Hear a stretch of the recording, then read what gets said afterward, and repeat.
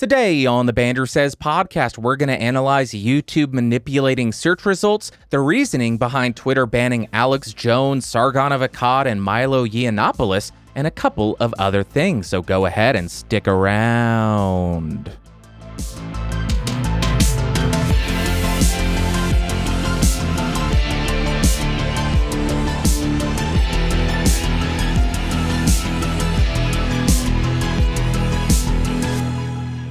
Greetings, Earthlings, and welcome back to episode 159 of the BSP. My name is Bandrew. This is what I says. Like always, down below, there are timestamps of everything that I talk about, so you can skip around and save a couple of minutes. But if you got the time, I would appreciate you and downright love you if you would check out the entire dang episode. Couple of other things. If you do want a different version of this show, you can find the audio or video version at bandrewsays.com. And if you do want a different version, I just said that. If you want other awesome podcasts just like this one, go ahead and check out geeksrising.com. Let's start with YouTube manipulating the search results and eroding faith in their entire platform as a place for independent content creators. What the hell happened, Bandrew? What happened here? You may be thinking, YouTube manipulated the search results through their algorithm, through a little switch. Yeah, it's their algorithm. They can do whatever they want to improve search results and provide a better experience for the YouTube viewer. I agree. That is true. But they do seem to be doing this, changing the search results and updating the algorithm in bad faith. It is not to provide the user or the viewer the best experience. There seems to be ulterior motives here. And of course, we will be discussing that. Let's talk about what happened. Somebody by the name of Julia Alexander is the person who broke this and shared it on Twitter. And according to her tweet, earlier last week, if you were to search the term Brie Larson, who is an actress, it would return videos of people talking about the possibility or requesting that people boycott the movie Captain Marvel. There was also why Brie Larson is ruining Marvel. And there was also why Captain Marvel and the marketing around the film was bad. But now, if you go to YouTube and search Brie Larson, the search results are a little bit different, to say the least. It will return search results from companies like Wired and Variety and USA Today and ABC News and a whole lot more. And let me go ahead and actually pull up a screenshot and read you some of these new story titles, these new video titles, just so you have a little bit of context. Brie Larson answers the web's most searched questions. Captain Marvel directors on Brie Larson casting. Brie Larson, this Captain Marvel stunt made her puke. And Captain Marvel star Brie Larson on taking landmark role. Those are the results that are appearing now after YouTube has adjusted the results for the search and adjusted the algorithm. Why did this happen? Why is this? YouTube did create this kind of algorithmic workaround, a little switch that they could flip to change the stuff that is prioritized in search. This occurs typically when there's a breaking news event. So if there's a live shooter, or if there is a terrorist attack, or if there is a presidential election, or any kind of news event, they can flip this switch and it will deprioritize videos from conspiracy theorists and just a regular YouTube creator. And it will then prioritize videos from reputable news sources like USA Today and ABC News and Wired. Companies that essentially have this standard of journalistic integrity, and I'm not going to get into the argument of whether or not the companies that I listed actually have journalistic integrity. We're not going down that road. But in YouTube's eyes, these companies that are established, have been around for a while, have a little bit higher journalistic standard than the typical YouTube uploader, which I can't disagree with. I think that is 100% true. Now, the reason why the search results for Brie Larson have changed is because YouTube has flipped that switch for Brie Larson. So according to YouTube's algorithm, Brie Larson is now a news event. That is why everything has changed. Now, was YouTube right for having done this? I am sure you can guess my answer, but no. This was such a stupid idea. In the words of PewDiePie, YouTube has done a big whoopsie oopsie doopsie. Whoopsie oopsie whoopsie oopsie doopsie. Words are hard today. I can't even say made up words. I guess I should start by saying that I legitimately have no idea why people are upset with Brie Larson, because to be quite honest with you, I couldn't care less. I have zero desire to watch these films. I don't care about the Marvel Cinematic Universe. I am so burned out on superhero films. That trend in my mind ran its course years ago. I don't care at all. So I don't care why they're mad at her. Apparently it's something political, and we'll leave it at that. But does that justify Brie Larson being made a news event? I'm not sure. Let's talk about why they did this, and I actually wasn't planning on doing this, but I think we might want to head over to the conspiracy corner just for good measure to protect ourselves. All right, now that we're in the conspiracy corner, I'm going to go ahead and say that I have no idea again. I have no idea why YouTube would go this route and show their hand here, show their ability to do this and their willingness to do this, because it really does begin to erode faith in YouTube as a platform for the independent content creator, where they could get pressured by somebody to say, we want you to fix this. And then YouTube says, okay, we'll go ahead and deprioritize YouTube creators, independent content creators, and prioritize these established news media gigantic companies instead, because somebody asked us to. That's what it seems like is happening. I can't imagine that YouTube would do this willy-nilly or think of this lightly, because it does erode so much faith. But it's possible that I am giving YouTube people a little bit too much credit. YouTube may have been thinking, oh, this is no big deal. This is no big deal whatsoever, showing that we have the ability and the willingness to manipulate the search results for something just by flipping this little switch. Maybe they don't care. Maybe they didn't realize what a big issue this could prove to be. But regardless, they did it, and I can't imagine that they did this lightly. So here's where the conspiracy comes in. Assuming that YouTube is smart, assuming that they understood what kind of backlash this would lead to, assuming all of that, I am guessing the likeliest of scenarios would be somebody like, this is all alleged, there's no backing here. It's possible that Disney, since they had already pulled out their advertising dollars, had the ability to negotiate this at the ad table. I don't know if there is an ad table. They have a little money sign table where they, I don't know. Maybe Disney went there and said, hey, we'll go ahead and start advertising on your platform again. But you see all these videos that are reflecting negatively on Captain Marvel? Well, we invested a lot of money in that film. We want you to fix this. We don't want to see all these negative videos saying boycott Captain Marvel or Brie Larson is ruining Captain Marvel in the Marvel Cinematic Universe. Go ahead and fix that. We don't care how you do it, but go ahead and fix it. Then we'll go ahead and bring our ad dollars back, because you at YouTube, you're monsters. You support pedophiles, apparently. But if you fix this problem where you are clearly sexist, you hate Brie Larson, then we'll go ahead and give you our ad dollars. That's my conspiracy. I don't think it holds much water, but it is a very strong, it's a possibility. I won't say it's a very strong possibility, but it is a possibility, because why else would YouTube agree to erode faith in their platform for independent content creators? This just shows that they favor these massive news organizations that are already established. Although we should have known that when they said, we're going to go ahead and take the money from YouTube Red and give it to news organizations to create video production platforms or studios. We should have known then. Let's get out of here. This is silly.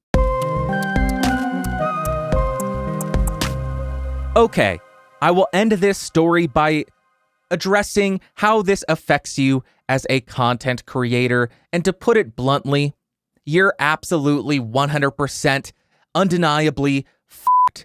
You are screwed. Why do I say that? Because YouTube can and will prioritize these well-established corporations over the independent content creator. Now, I should note, YouTube has no requirement to distribute our shows, distribute our videos to new viewers. That's not part of the agreement that we sign when we sign up for YouTube. That's not a requirement on their part. So this is within their right. But as I have reiterated 1,000 times already, I sound like a broken record.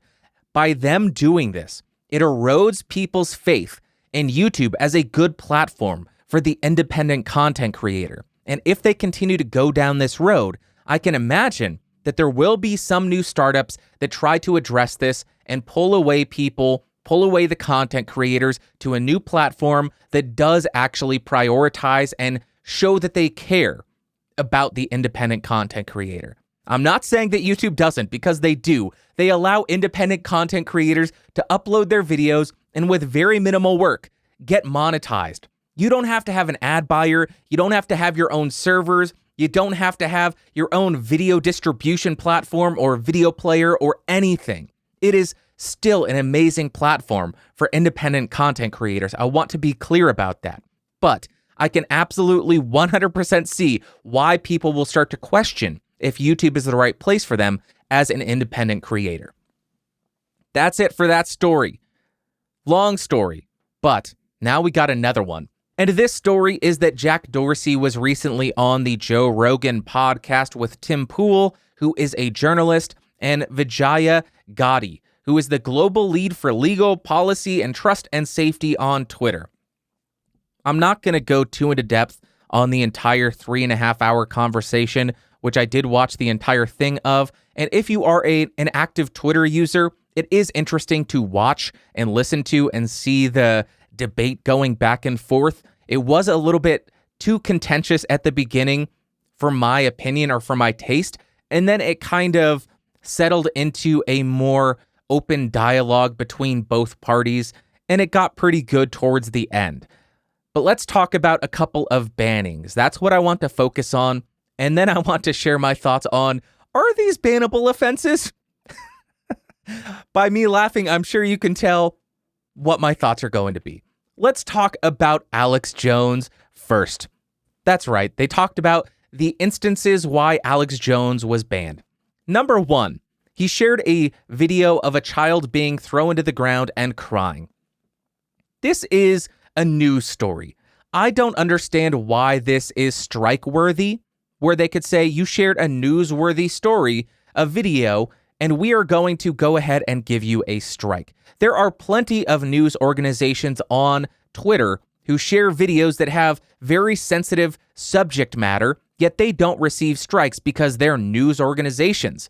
If Alex Jones shares a news story, why is he being striked for that? Doesn't make any sense to me. And for the record, I probably shouldn't be saying but that video was hilarious. It was very funny. The kid was a little brat, and it wasn't like the guy intentionally harmed the kid. The kid was swinging on him, following him into the bathroom. So the adult pushed the kid, and then the kid fell down and hit the ground and started crying. It was really funny. I'm not advocating violence against children, but it was very funny. This second instance, let's move on. His battle rifle ready on your bedside rant. This was a rant that he did on his show that got shared on Twitter, and I do not think that this is a strike-worthy event. I've spoken about this exact clip on the show in the past, and I think this entire rant that he went on was mischaracterized. It was characterized as a call to violence against the media. That is not what it was. If you listen to the entire clip, it is him saying they are attacking us, and you need to be ready in your home to defend it. Have your battle rifle ready at your bedside. If something is at your bedside, that's not you actively going out and attempting to harm somebody. If something is at your bedside, that means that if you wake up in the middle of the night, it is at your fingertips and you are ready to protect yourself. I do not think that this clip that they striked him for was characterized correctly, and he should not have received a strike for that. And the last one was verbally attacking a journalist on Periscope, calling him a rat or something.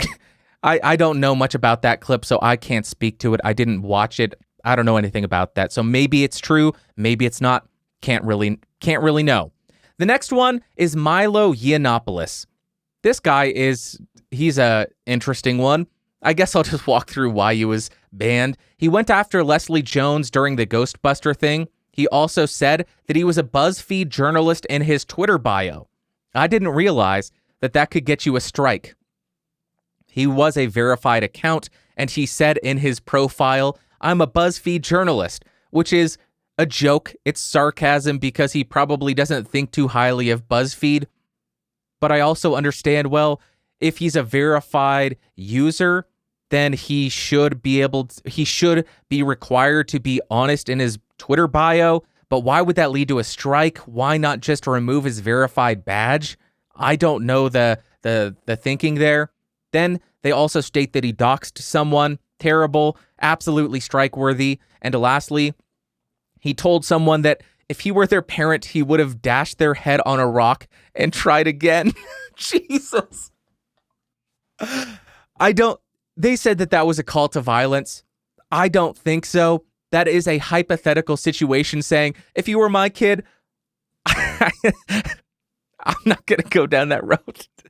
But it's a joke. It's clearly not saying, I hope somebody bashes your head in. That's not what he's saying there. So I don't agree with that one. I do agree, strike for the docs, and I am not 100% familiar with going after Leslie Jones. It's possible that is strike-worthy. Depends on the context, which is something that Twitter focused on quite a bit. So it's possible that, in my opinion, these two, or out of these 4 instances, that 2 of them were definitely strike-worthy. I don't think BuzzFeed journalist or saying that if you were my kid, I would have dashed your head against a rock, even though that's in poor taste and disgusting. But what more do you expect out of Milo? That's him. He's an abrasive person. And lastly, we got Sargon of Akkad. I think some of his instances were strike-worthy, but the first one that they bring up was a little bit shocking that they thought of this as a strike-worthy instance. He said in a tweet, "F white people, kill all men, die cis scum." And then he quotes, or he states, "None of the above qualify as hate speech." That doesn't seem like he's telling anybody to die, really. It doesn't seem like he's saying F white people. He is stating that these absurd statements are not qualified as hate speech because they're not part of a protected class. Kind of making a commentary against Twitter's rules, saying kind of absurd that you can say this about this group of people, but you can't say it about this group of people. That's what he was saying. So that was a little bit shocking to me, but hey, more power to them. If they're going to ban people, they're going to do it. Now, I do also want to address what they have coming down the pike. I think that's the correct saying. Stuff that they said they would like to work on. And they seem to be interested in the idea of a road to redemption on Twitter, which would allow people to regain access to the platform after being banned or suspended. But I don't know how that would look. I don't know what processes you would have to go through. I don't know what forms you would have to fill in or what hoops you'd have to jump through. But I do think that is a good idea. I've heard Joe Rogan talk about this a lot, and I think it's interesting. I think it's just the wrong course of action where if somebody misbehaves, you completely exile them from public communication. I understand they are private companies. They have the right to do so. But it is a little bit wrong, in my opinion, to say you said a bad thing. You are exiled from all public communication, all social media platforms forevermore. There's no way that you will ever be able to use these platforms again because you said these things a year ago, 5 years ago, 10 years ago, 20 years down the road. Are these people still not going to be allowed to use social media? I don't know. So I think a road to redemption would be a very good idea in Twitter's opinion and Twitter's ecosystem. Let's go with that. And the other thing which I found very fascinating was they liked the idea that Tim Pool brought up about jury ruling on content that is flagged. This would take the burden of justification or, I guess, determination off of off of Twitter's trust and safety team and put it onto the Twitter community at large. So it would act similar to Periscope, where you will see in the chat, is this comment violating our policy? Yes or no. And they would do that with tweets. If a tweet got flagged as inappropriate, they would then show that content to 10,000 people or 100,000 people and say, would you classify this as violent or not, depending on how it was reported? And then based on the results of that jury selection or jury polling, then that would determine if that tweet is a strike or if it is not. I think that is a great idea. There is room for that to be abused, but I think since there are so many users on Twitter, it would be difficult to really game that system. That's really all I wanted to talk about from the actual interview. Go check out the entire thing if you want to know more. But what does this mean for you as a creator? I don't think it means much for you, the majority of you, unless, of course, you are a controversial public figure that posts provocative things.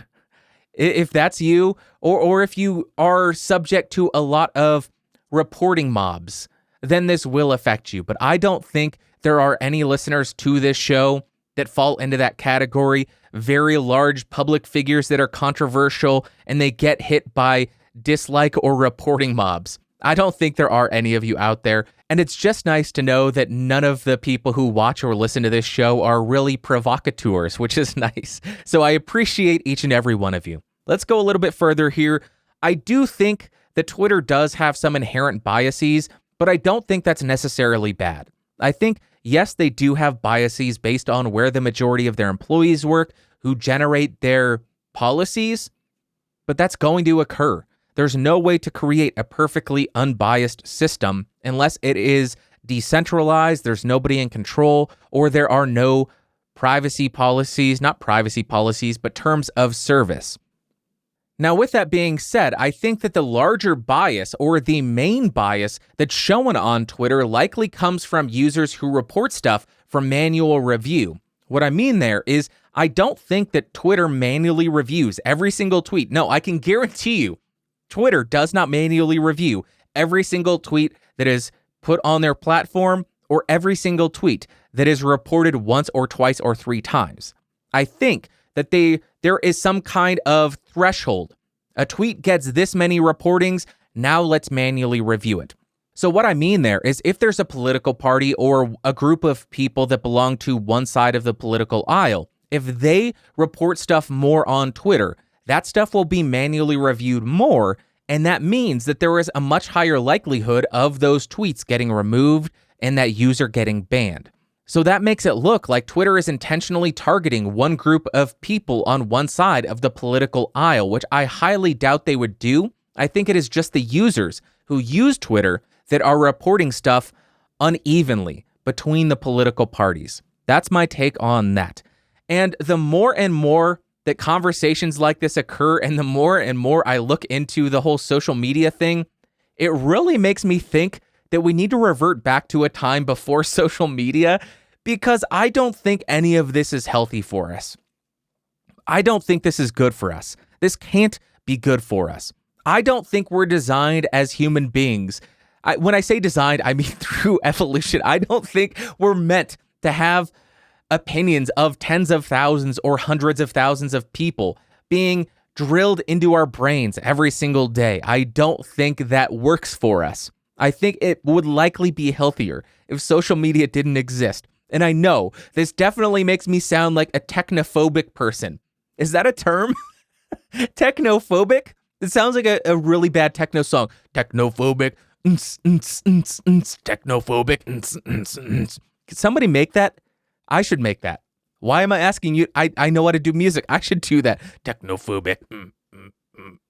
Okay, that's it for that story. We're done with this. Now let's move on to the next thing, which is what you had to say. And the first comment comes from Lyowen, and he says, I get the buying of subs being wrong, as it is just a cheap way to get your sub count up to meet the requirements. However, there are creators who do contests that give away gear that is of high quality. Sean Cannell of Think Media does this a couple of times a year, and those videos don't get much more views than the normal content. In fact, the whole Think Media gives advice to help. Lyowen, I understand exactly what you're saying, but what YouTube is doing is trying to resolve the issue or minimize exactly what I have criticized giveaways of in the past. And what that is is that giveaways don't generate actual interaction or engagement, and the people that sub to your channel because of a giveaway are not real subscribers. The only reason they are subscribing to your channel or liking your video or leaving a comment is because they want that piece of free gear. And YouTube does not want you to have people on your channel that fit into that category. They want people subscribed to your channel because they like your content, they like your videos. They want people leaving comments because they want to engage in the conversation with you. And I understand that completely. And that's exactly why I avoid doing giveaways so much, because when I have done them in the past, the type of people who come to my channel because of that giveaway, I don't want them on my channel. I don't want them subbed to my channel, because then my comments devolve into nothing more than, when's the next giveaway, Bandrew? Can you give away free microphones now? That's happened. I still get comments like that, even though I haven't done a giveaway since 25,000 subs or 50,000 subs over a year ago. And I still get comments. I still get emails. Do another giveaway. Give away free microphones. That's not real engagement. That's not the type of person you should want on your channel. I should also note that this new rule does not mean that you are unable to run contests as a YouTube creator. Sean Cannell can still do that on thinkmedia.com or whatever the hell his URL is. He can still run those giveaways, but with those giveaways, he cannot require you to subscribe to his channel, like his video, leave a comment, or any of those things that artificially inflate the engagement shown on his channel, which I think is a good thing. And if a creator decides not to do a giveaway, then that tells you the only reason they were doing those giveaways was to artificially inflate the numbers on their channel. And that's my take on it. I understand exactly why you say what you say, because getting free stuff is freaking awesome. I love getting free stuff, but I also don't like artificial engagement. I don't like people gaming the system saying, you need to sub to my channel to get this stuff. There's an entire channel. There's multiple channels that are based entirely off of the giveaway thing, where I'm going to talk about 5 products. Go ahead and leave a like and subscribe and share it, and you'll get one item from this video. I hate that type of thing. And I think YouTube is doing this to make their analytics a little bit more reliable. And the second comment comes from Dolan9. He says, this conspiracy corner was too close to the vest. Yes, those kind of tactics have been utilized in the past. Yes, there are shady enough advertisers to do this level of corporate espionage. And yes, YouTube could have been or is a serious victim of this behavior. And yes, to a degree, this level of behavior is actually very illegal. The dark side of business is very scary. Luckily, since this is more about spending money as opposed to directly making money, for the criminals, they shouldn't be going after you. Dallin9, absolutely. Business is scary. There are a lot of very good and very ethical business people out there, but there are many instances where people just check their ethics and their morals at the door and just decide, I'm going to do whatever the F I can to make as much money as possible. And those type of people scare the living crap out of me. The Gordon Geckos and the Patrick Batemans of the world, where they just want to get as much money as possible to live the most materially satisfying existence, because we all know that money buys all the toys, and all the toys in the world makes us so happy. Can you tell that I am just thrilled that I own so many microphones? I don't have any sadness lurking underneath the surface at all. No. Let's jump to my favorite part of the podcast, the Ask Bandrew segment. I'm not crying.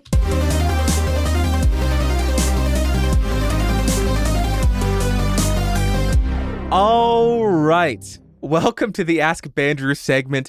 Reminder, if you guys got any questions, go ahead and send them to askbandrew@gmail.com, and I will answer them on an upcoming episode of the podcast.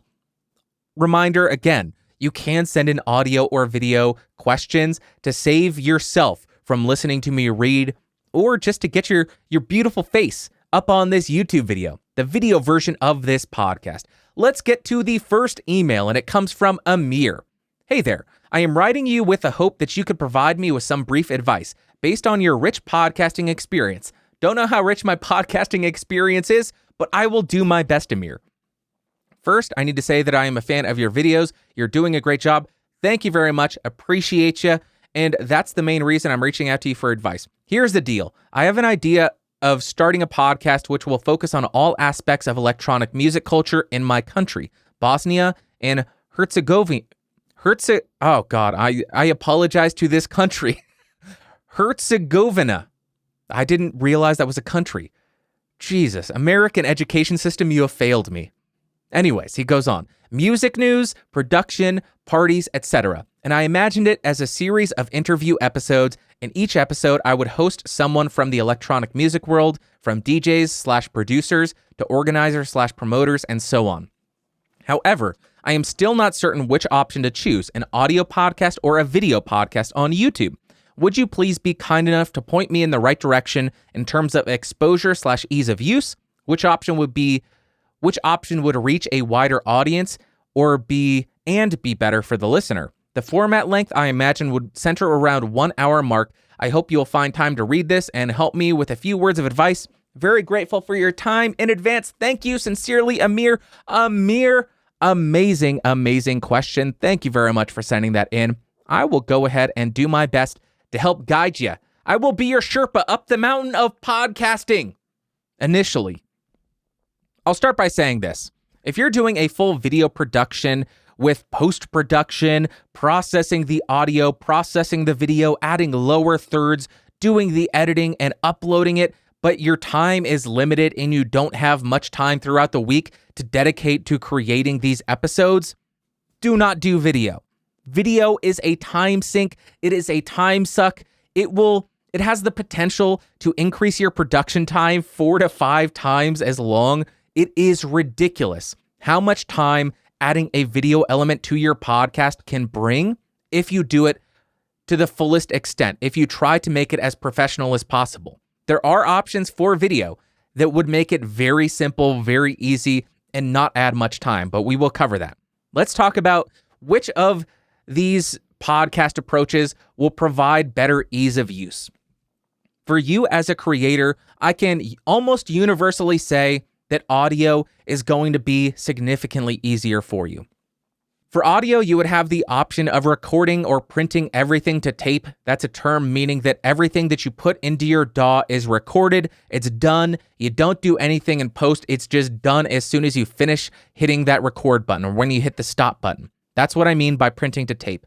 And when you're done with that, you would just export it and you don't do any editing, you're done. As soon as you hit stop on the recorder, you're done. I don't recommend that route because that does not give your listener the best experience, but that would be the easiest way to go about it.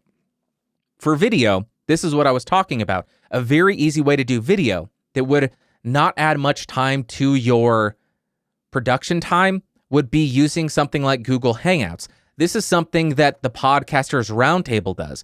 They host their interviews on Google Hangouts. As soon as it's done, they don't do any editing. They download the video, I guess export the WAV file or the MP3 from that video, upload the audio to their RSS feed, and leave the video up on their YouTube channel. They may do a few minor edits, but they don't do anything excessive, and that doesn't add much production time at all. Both of these, I don't necessarily recommend because I think the majority of podcasters should 100% edit their shows and spend the time to process their shows properly and find the best way to make their show sound as good as possible. Then we get to the more difficult processes. For audio, that would be multi-tracking, editing, and taking the time to get the processing just right. Then you would export the audio file to -16 or -15 or -14 LUFS as an MP3. I choose 128 kilobits per second stereo, and then upload that to your RSS. So there are some additional steps where it would be multi-tracking, processing each of those tracks individually, editing, and exporting to a set LUFS level and all of that, the mastering. For video, this is where it's a nightmare. You would have your video file. I have two, my DSLR and my GoPro. You would have the audio file, which I am recording into Logic Pro. Then, when you are done recording, you would process your audio, get the audio exactly how you want it to sound, but do not do any editing. Export the audio from your DAW as a WAV file or other lossless files.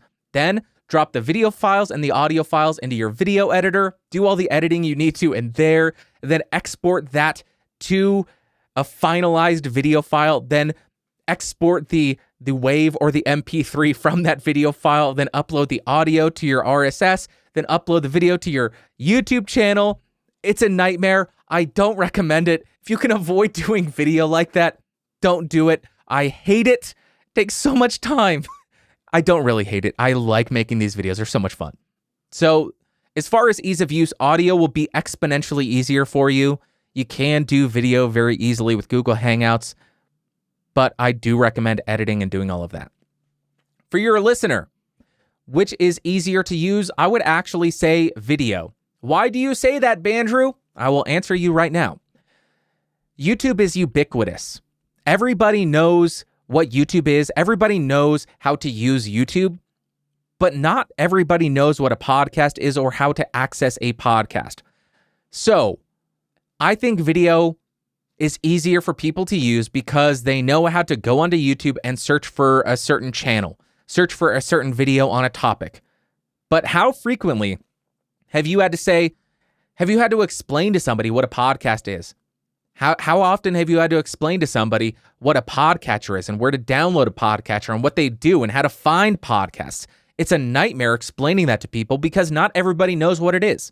So video, just based solely on the ubiquity of YouTube, in my opinion, would be easier for your audience. Which has the potential to reach a wider audience? Video podcasts hosted on YouTube, 100%. This is based solely on YouTube's recommendation algorithm that has the potential to push your videos to new audiences. And also, it just allows, it's the second largest search engine. It's the best place to have a video show on because people are searching for video content all day, every day on YouTube. So YouTube, 100% video shows have a much higher likelihood of growing your audience and growing your reach because they have an amazing algorithm and a ridiculous monthly active user base. But if you do go that route, you need to think, when I say go that route, uploading your video to YouTube, you need to think through the process of how you want this to be consumed. Do you want to just upload the full hour-long interviews? Do you want to create clips which are much more consumable and digestible on YouTube?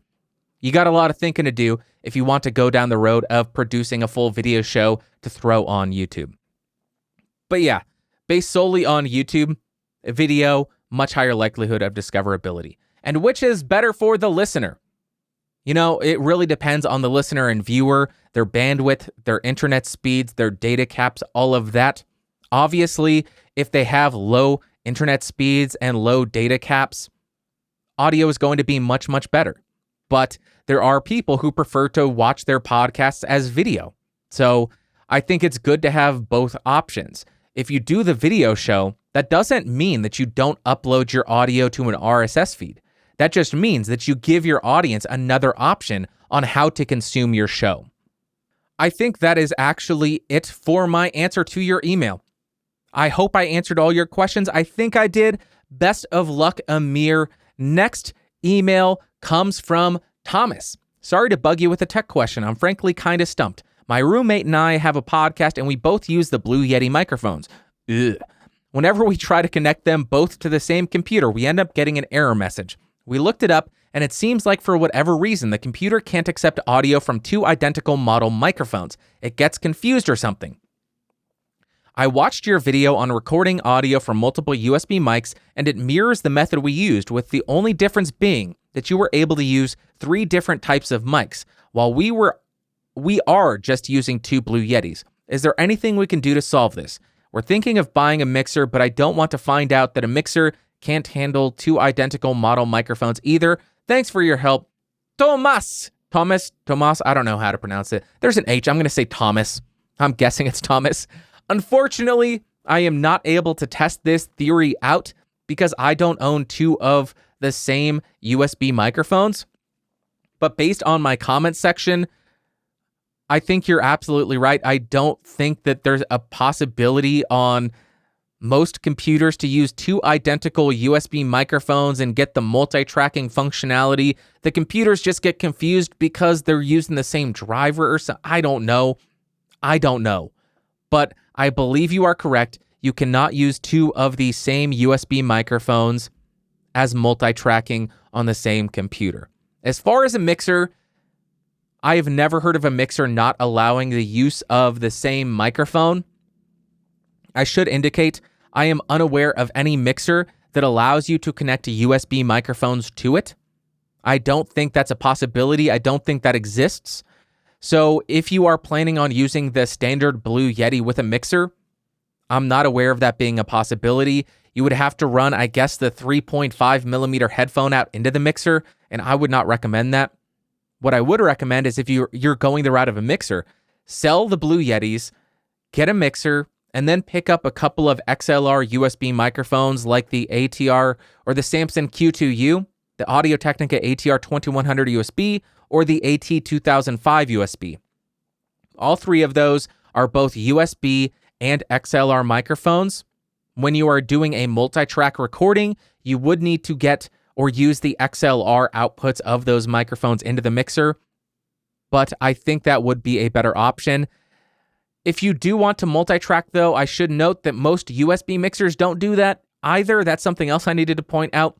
If you are only doing two people, you could easily resolve that. Pan your microphone hard left 100% and the co-host 100% far right, and then you essentially have a two-track recording.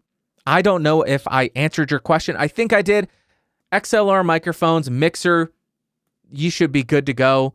Blue Yetis, same microphones, same USB mics into the same computer. Multi-tracking doesn't work to my knowledge. Maybe somebody will leave a comment on YouTube, letting me know that I am wrong.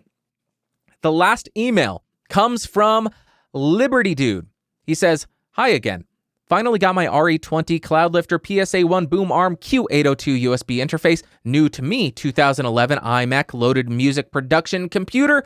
My choices for DAWs: FL Studio, Pro Tools, Logic Pro 10, Adobe Audition, GarageBand. I played around with a couple of them and noticed the GarageBand is terribly bassy. Was just curious what you might think. I've heard Pro Tools is the most versatile and widely available in the broadcast industry. Also, can I upload 40 to 60 minutes a month after the initial 25 minutes, my plan, per week, 6-week new and noteworthy launch on just the higher-priced website plan from WordPress? There's a Blueberry plugin with more expensive website. I've heard you can utilize it for low download podcasts. Finally, who, what, when, why, where, and how can a person get the information on all the places to go to upload? iTunes, obviously. Should we launch on others too? What are they all called? Are they easy to figure out, or are they as easy to figure out as iTunes? Thanks so much, Red. Red, excellent email, excellent question. Awesome that you upgraded your audio gear. You got this setup that you're happy with. You got the RE20, the mixer, the PSA1. Awesome podcasting setup. Congratulations. Let me walk you through the DAWs. I added one in here at the end, which you may want to check out. FL Studio.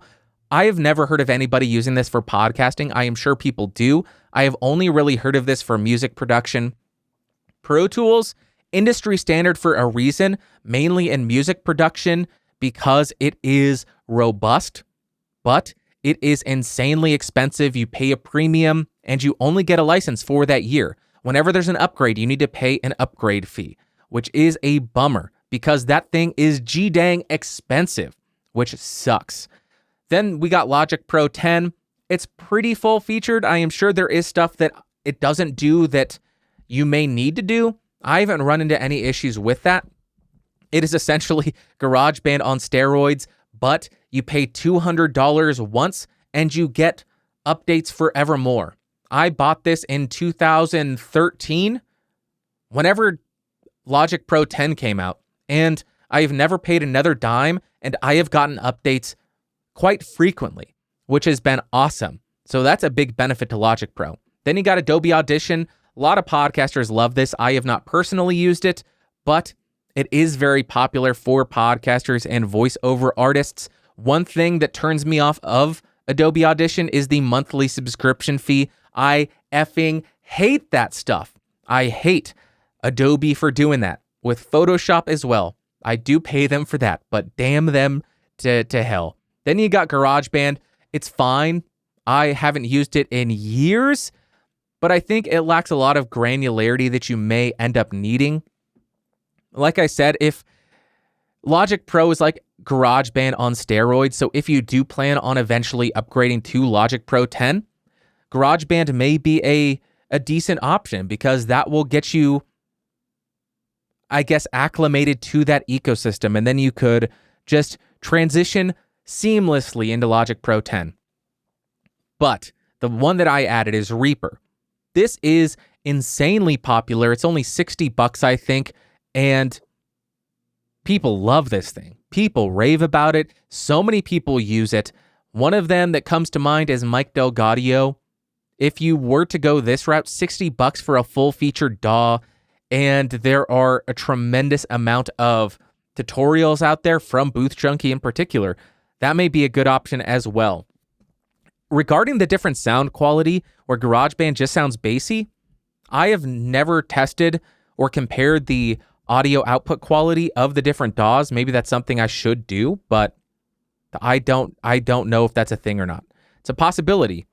Now, as far as the whole how much can you upload 40 to 60 minutes after your 25-minute month per week, can you send in a clarifying email? I did not understand any of that. Send in that email. I'll address it next week if I have an answer for you.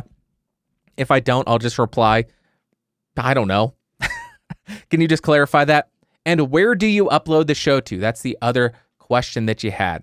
The way that I stay up to date with where to upload my show to is by listening to Better Podcasting. Shameful self-plug, not self-plug. I'm not on Better Podcasting. Shameful plug of SP and SJ. Better Podcasting. But that is more of an upkeep thing. I have already uploaded my show to as many places as I can, and Better Podcasting just talks about them every single week whenever there's a new one. The way that I would find all the places to upload my show to would be go to an established podcast's website, I guess, and they typically have links to all the places where you can get their show, whether it be Apple Podcasts, Google Podcasts, Stitcher, Spotify, iHeartRadio. And then when I see all of those, I would click on them, go to their website. Does it look like it's hosted there? Then I would search, okay, iHeartRadio podcast submission, and submit to them through their form. That's how I would go about it. Libsyn is the only host that I'm aware of, or not that I'm aware of, that I have personal experience with. And I think they do have some ways to submit through them. Not 100% sure though. I always just go to the forums on their individual sites and answer them. Answer them, submit through them. I hope that helped. Red, thank you very much for the email. Appreciate you. Send in that clarifying email, and if I have an answer, I'll address it next week. Now, we got a video submission question thing from SoundSpeeds. Alan, here we go. Take it away. Hi, Bandrew. This is Alan, aka SoundSpeeds. And despite the fact that I'm asking you this question in a room with horrible acoustics and terrible reflections, I do have a serious question for you. You receive a lot of comments on your podcast's YouTube channel, which is, I might add, rapidly approaching 100,000 subscribers. And that will earn you a well-deserved silver play button. My YouTube channel is not so rapidly approaching 3,000 subscribers, and I receive a few questions, maybe averaging 15 or 20 per video. Therefore, I think that there's an opportunity for me to learn from you regarding how you deal with trolls. Do you simply block the commenter from making future comments? Do you hide all the comments that are trolling comments? Do you let your viewers attack them? Do you battle them with wits? Or do you simply just not even look at your comments? I'm trying to brainstorm this and don't really know what I want to do exactly just yet, so I'm trying to think outside the box and thought I would ask you, what does Bandrew says? Alan. You're a monster. I don't appreciate you trolling me in a video asking me about being trolled. Maybe I will just ban you right now. For those of you who are just listening to the show, you can go to the YouTube channel and let's see if you can find out how Alan was trolling me. I am sure you will be able to see and understand why I think he's a monster. But let's get to the question. How do I deal with trolls? I'm going to start this entire topic by addressing what you outlined in this video question. Do I block people or hide them? It is very, very rare that I will go the route of blocking somebody or hiding someone, even if they are overly critical of me. And the reason is, I think it's important to allow criticism of your content in the comments section. Because if you don't, then you just get this echo chamber. You don't have people calling out your BS. In those comments, there's a lot of times some very good points that are made, even if they are interspersed with name calling and very rage-filled words. Even in those types of comments, people very frequently, maybe not very frequently, but they will occasionally make some very good points in between calling me a fat virgin who has a terrible voice. Sometimes there are good points in there. So just because people don't know how to communicate their ideas in a civil fashion, that doesn't mean that they don't have good ideas. So that is why I very rarely will block or ban someone or hide their comments. There have been a few instances where I have had to ban someone or block them, and that's because they were either attacking other people in the comment section, which I don't approve of, or they were just leaving a bunch of racial slurs and saying hateful things to groups of people, which I did not want to be in my comment section because that directly reflects me. So that's the instances where I have banned people. Now we get, do I let my audience deal with them? There have been some times where someone says something very critical of me, and I find it so hilarious that I will pin it. And then I'll go back and see what has happened since I pinned it. And there are people who attack the original poster, which just gives me so much joy. It's hilarious seeing people fighting these people who are just being trolls and being overly mean and saying stuff that about me that I find hilarious. Like, oh, you're a fat virgin who has a terrible voice, and I wish your mother swallowed you. Stuff like that. Anyways, there are some awesome people in the podcastage community who do call out people's BS in the comments, and that's awesome to see, but they also call me out on my BS. And I like having people like that in the comment section. You probably know one of the people that I'm talking about, Alan, because I believe they frequent your live streams, and that person is like the podcastage police. He will call people out in a heartbeat. Right away. If he sees BS out there, he will call it out, whether it be from me, whether it be from you, whether it be from somebody in the comment section, and I love it. It is really great to have people like this out there because it stops people or it dissuades people from posting nonsensical BS in the comment section, and it keeps it civil and it keeps it valuable down there. And then you said, do you just not look at your comments? I read almost, if not all, of the comments that are left on my videos, but I rarely find myself sitting down anymore to reply to comments for multiple hours. I just don't do that anymore because I struggle to find the time and the mental capacity to do that anymore. I do sometimes review and reply to comments during the first few hours that a video has been up, and that's always fun to do, but I do read the comments. I know there are plenty of YouTubers who ignore the comment sections. They don't know what's going on down there, but I think the comments are so insanely valuable in developing a good community that I at least review the comments. I at least read the comments. I keep the spam and the what held for review categories in my back end. I keep all of those clear. I know everything that's going on in the comment section. One thing that YouTube made a big mistake with was that they don't notify you when somebody replies to a comment from years ago or weeks ago. They only show you brand new comments. So it's hard to have a conversation going in a thread on YouTube now. So that's one thing that I don't like. But I don't really spend as much time in the comments as I used to. Now, let me tell you how I deal with trolls. I will just be summarizing here. First, I read comments for intent. What is the intent of the comment that somebody has left for me? Is it to say a mean thing? Is it someone angry because my testing parameters were incorrect? Or is it someone who just disagrees with me? And the reason that I do this is, as I alluded to, Just because someone's saying something mean about me or something that hurts my feelings doesn't mean that there's nothing valuable in that comment. So even though it may start out really mean and it may hurt my feelings, doesn't mean there's nothing valuable in there.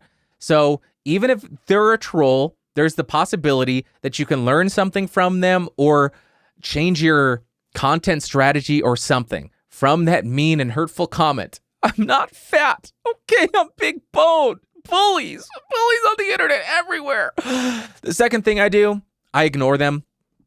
A lot of the times I just ignore trolls, but then occasionally I will go ahead and pin them and let people fight back at them, which is hilarious to see.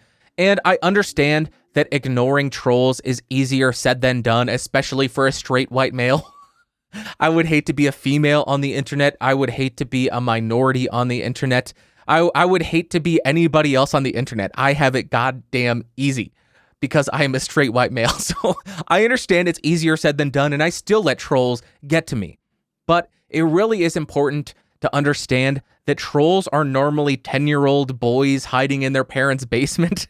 So who cares what they have to say? They're just little trying to be edgelords. If a 10-year-old walked up to you in public and in their prepubescent voice said, "Oh, you're so fat. Oh, I bet you're a virgin and your voice sucks. And I don't like the way that you look. I don't like what you said."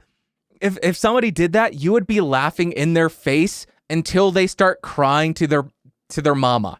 So if you understand that that's what the majority of trolls on the internet are, I understand that that's not true for all trolls. There are some trolls who are old men. There's some trolls that are old women that are of all shapes, sizes, and ages. So I understand that, but the majority are just little children who are just trying to be edgelords. And if you wouldn't let it bother you in the real world, why would you let it bother you on the internet?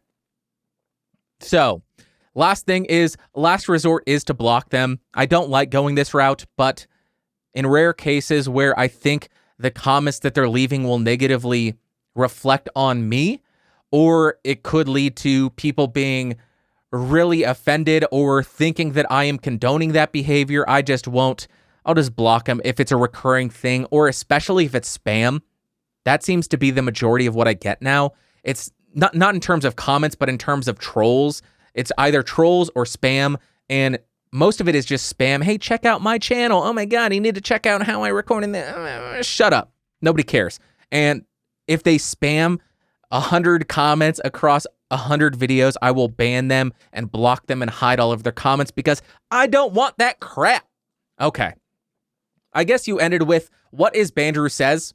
I don't know if you actually wanted me to answer that question, but I will, because it placates my own ego. I get to talk about myself a little bit more. So it all started with AIM. Do y'all remember AIM, AOL Instant Messenger? That's when it all began. And I thought it was just kind of funny that every time I sent a message, it would say, Bandrew says this. Kind of like it's a novel where they were saying, well, Bandrew says this. Bandrew says this. I liked that. So when it came to 2006, 2007, I had to create a Twitter account because I was in a band, and Twitter had this feature where it would allow you to embed these little Twitter blocks for each individual user. On our MySpace page, we would have all the band members with their Twitter feeds, and mine would say, Bandrew says, I like pizza. Bandrew says, hey, we're playing a show here on this date at this time. Come check us out. That kind of thing. And it just stuck with me since then. I did delete that Twitter. Then I recreated a Twitter account, which kind of sucks. I would like to have a created in 2007 or 2006, whenever it was, but I don't have that anymore. I tried to get it, but I can't. That's what happened. And then why did I make my podcast, Bandrew Says? Poor marketing decisions. I don't know. It's a terrible name for a podcast. I can tell you that much. It tells you absolutely zero about what the show is about. Terrible decision. So it started with AIM, then it moved on to Twitter, and then it moved on to my podcast because it didn't limit to what I was able to talk about. So the show can evolve with me as my interests change, I guess. There you have it. That's going to wrap up today. Thank you all so much for sending in your emails, for sending in your video Alan, appreciate your sound speeds. For watching and listening, y'all are amazing. If you want more podcasts, again, geeksrising.com. Go check out the Sunshine Summit, sunshinesummit.live. Live streams this entire week. They are going to be amazing.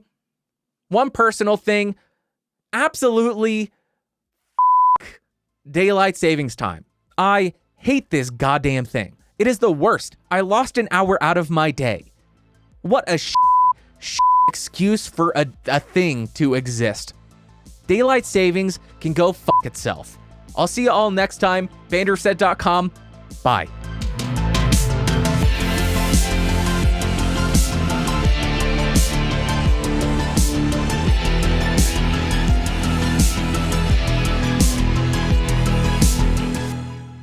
This has been a Geeks Rising production, your executive producer of Bandrew Scott. For more information, head over to www.geeksrising.com.